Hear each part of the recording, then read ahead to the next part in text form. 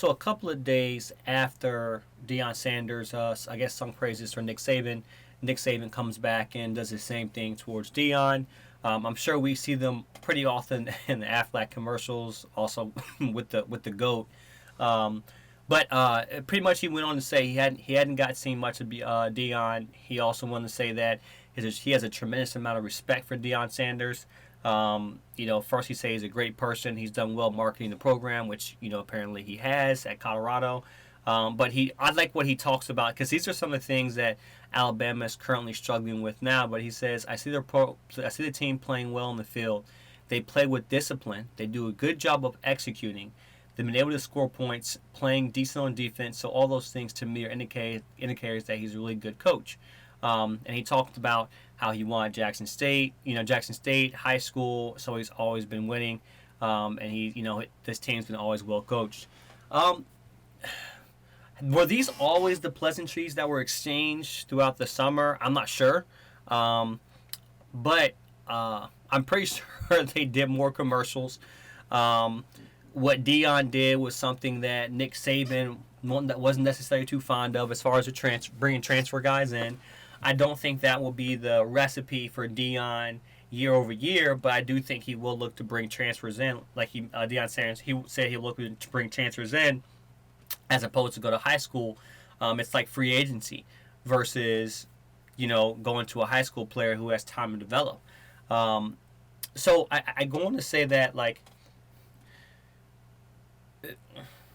I do like the fact that Nick Saban did respond. They brought it up to him because Deion Sanders did the 60-minute bit, and then Nick Saban responded back, and he said he caught the game and whatnot. But that's the type of respect that I do appreciate. Since I'm a diehard Alabama fan, I do appreciate that he went back and said something. As far as Deion, they're up against Oregon this week. It's going to be a true test. I think they're going to Oregon as well too. But I do expect, I hope that not Jackson State, that Colorado will bring their best punch, and I think they will too. But I go on to say this, Colorado doesn't play Alabama. We don't play Alabama. There hasn't been much. Nick Saban has been torn apart this year. Alabama football, people are talking about the legacy's done. They're not that team anymore. Nick Saban doesn't have any juice left. There's things talking about Deion Sanders, and they haven't played anybody yet. All these things. So both coaches have faced quite a bit of backlash going into this season, and I think that was coming from a heartfelt place. Him knowing what Deion dealt with, I'm pretty sure that Deion at some point, maybe just saw how he conducted himself, and then Nick Saban probably got some things from Deion as well too.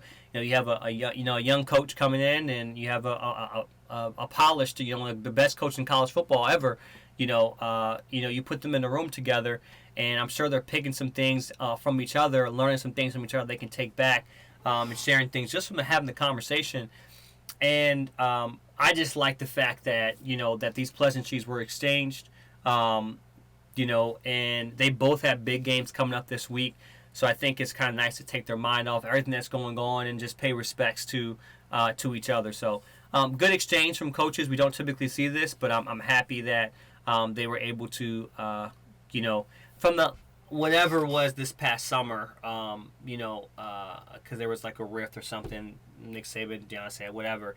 Look past that and just show respect. So this is kind of big, especially. Deion Sanders is forgiving. Nick Saban's a guy who's forgiving as well too. So good to see that we see two coaches that may have had a rift during the offseason kind of mend that right now, and of course the Aflac commercials I'm pretty sure helped.